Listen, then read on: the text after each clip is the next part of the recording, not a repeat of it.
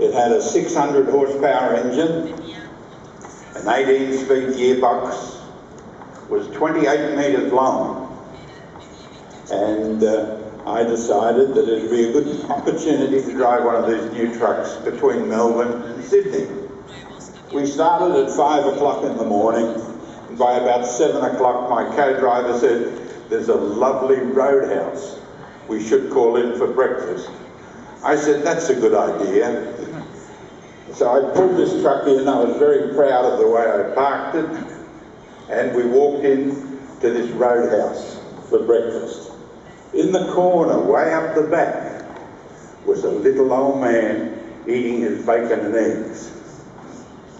He looked up at me, went back to the bacon and eggs, picked up a cup of coffee, looked across and said, "Shit, things must be tough if you're going to be driving." I guess the best way to start my story is pretty much the way a fairy tale is. Once upon a time. I was born in Sydney in 1937 and moved to Melbourne when I was 3. I went to Melbourne High School, and that had roughly 1,200 pupils, but it was a great school for building a foundation. I still recall clearly the kettle drums being played, the unfurling of the flag, and standing to attention with my hand on my heart and repeating the following words. And these words I first picked up 60 years ago, and they are still indelibly placed in my brain. And it goes, "I love God and my country. I will honour the flag, and I will cheerfully obey my parents, teachers, and the laws."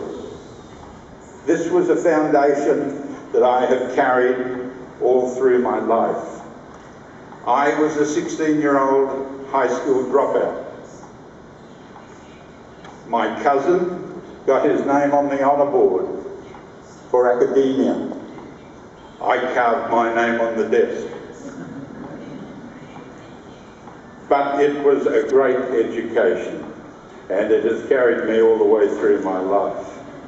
At 16-year-old, I convinced an old truck wrecker to sell me a truck on 4 quarterly 100-pound payments. I must have been a good talker because he accepted my proposition. Those promissory payments were made, and my real issue at that time was to get a driver's license. You needed to be 18.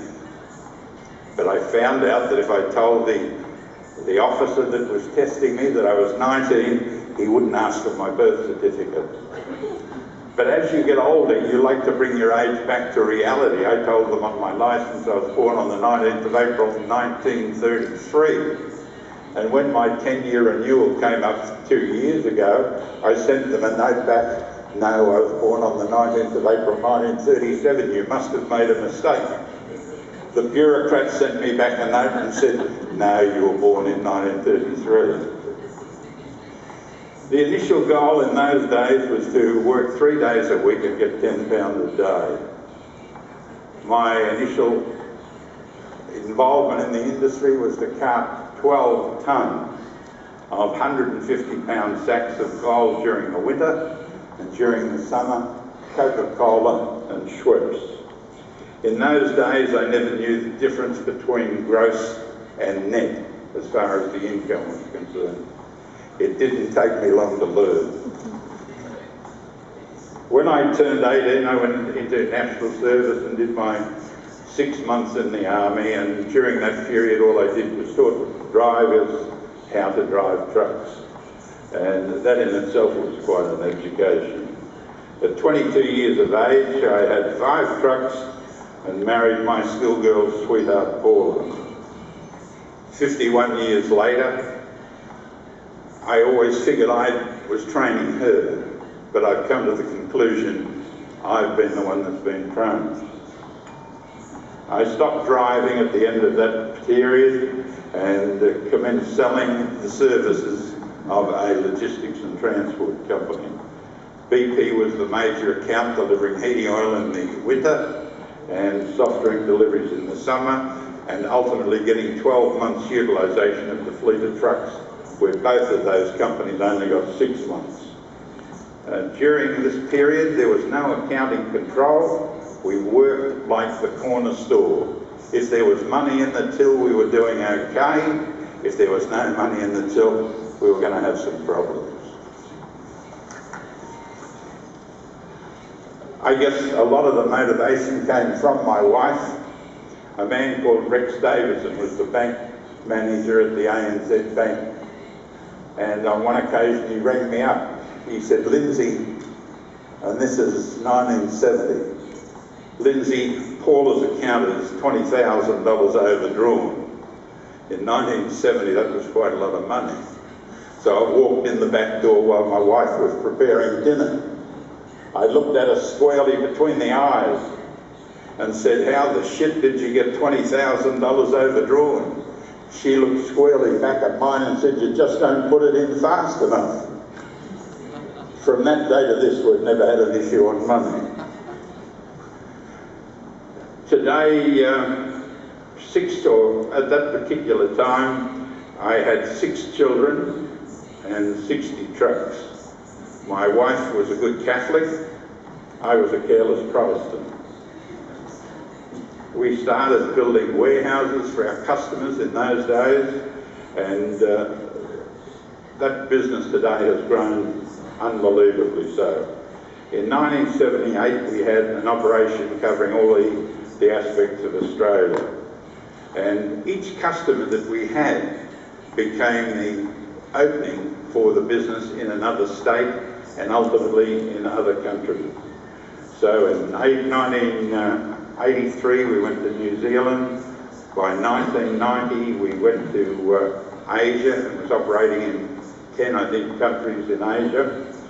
And in 2005 or 2000 we won the contract to do all of the logistics for the Olympics in Sydney. 2005, we bought a 130-year-old transport company called Mayne Nicholas, who was the largest transport company in Australia. And in that we got a company called Armaguard, which carts 80% of all the cash in the Australian economy. We cart over $1 billion a day. We moved into India in 2007. And when you put India alongside of the Asian Pacific region, you have 3.4 billion people, half the population of the world. Of that 3.4 billion people, 3%, for the first time in their lives, have disposable income. So each year, you have over 100 million potential new customers. When you live in Australia with 21 million population, you see the magnitude 5 times greater in the country of your origin. So what's going on in India, China, is absolutely unbelievable. 2008 in Australia started the mining boom, very similar to the gold rush in California or in the early days in Australia. Iron ore, coal, copper, uranium, and that's really keeping the Australian economy going at a very top level today. Barrow Island is probably one of the biggest gas fields in the world, a joint venture between Chevron and Exxon, and that's a project that probably will take another 5 years to develop. We've recently bought 250 road trains just to get the equipment there to build the plant on Barrow Island. All of this business really came out of the standards we established in safety and reliability. We set a zero tolerance policy, and we random test everybody in the company for drugs, liquor, and also check their records on speed. The company has always stood by a promise made is a debt unpaid. And that applies with virtually everything that we do. Succession is important. 18 years ago, my eldest son, Peter, was appointed chairman. And when Peter was 6 years of age, his mother gave birth to another boy, which made 4 boys in the family. And this 6-year-old boy went up to his mother and said, "Mum," she said, "Yes, son, when Dad dies, does this mean I won't get as many trucks?" So he was already being geared up at 6 years of age to come in and be involved in running the business. And I must say, he's been a hell of a lot more successful than I was, which, for a father, gives you a great deal of satisfaction. Today, Linfox employs 22,000 people in 11 countries, pays wages in excess of $3 million a day, operates a fleet of 6,000 trucks, and buys about 1,000 new trucks a year. We operate 500 armoured cars. We have 3,238 revolvers. When I told the chief of police, he nearly filled his pants. He thought I was going to have a private war. We travel 675 million kilometres a year. We're the largest user of toll roads throughout Australia. We're the second largest intermodal rail user. We have reduced our carbon emissions by 36% since 06-07 levels. We have reduced our accidents by 90% over the last 3 years. And we own and operate 2 airports. We have 250 warehouses the same size as your football stadium.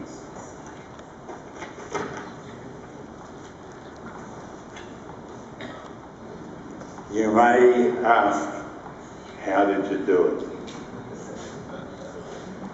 People, good quality people, that I use the words TIL, the TIL principle. T stands for trust. If you half trust somebody, you have declared you don't trust them, and you shouldn't deal with them. I stands for integrity. If they have no integrity, you shouldn't be dealing with them. And L is for loyalty.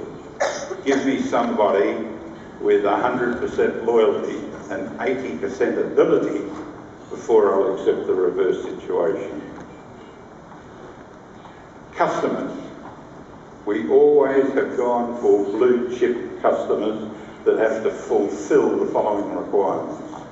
To be in business 10 years from today,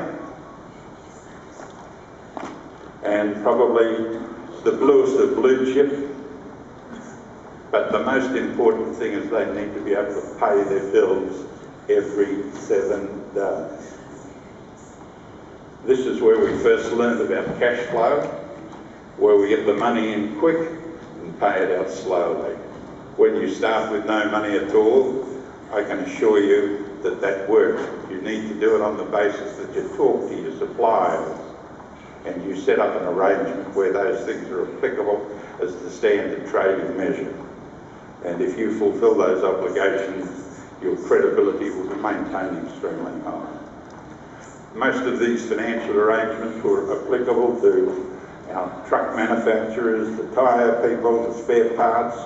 We used to have consignment stock in spare parts, and the company would come in and look and see what parts we used, and then they'd charge us. That was very, very advantageous. Insurance, we used to pay quarterly payments rather than pay out a big lump sum at once. And the whole key to those formative years was cash flow. And the easiest way to think of cash flow is the moment the blood stops flowing in your body, you're dead. D-E-A-D. In a business, if the cash flow doesn't run through the business, it's all over. So we sort of took a tremendous amount of time to ensure that our cash flow was extremely good. Mark Twain said, the harder you work, the luckier you become. And probably the best example of that are the Olympians, who work and train hard for 4 years to get a little piece of gold, a little piece of copper, or a little piece of silver. They commit themselves just to achieve that, because in work, job satisfaction is the key criteria. And in the case of the Olympian, it's not the money, it's he has set his sights on an outcome that makes him the world's best at what he's trying to prove in the athletic field. Henry Ford was another one that said, if you think you can, or you think you can't, you're right. Think about that. If you think you can, and you think you can't, it's self-explanatory. If you go into something and don't believe it,